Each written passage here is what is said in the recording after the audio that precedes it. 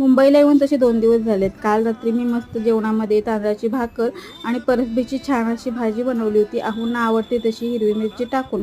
पण रात्री अहो जेवले नाहीत आणि त्यांच्या वाटणीची भाजी तशीच उरली होती.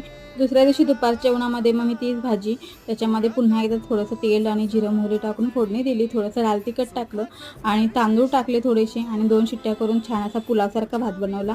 त्यासोबत त्यांना रायता बनवला आणि तांदळाच्या 2 भाकरी आणि भरली कारली बनवली. त्यांना जेवण करून झालं आणि तेवढ्यातच पाऊस आला.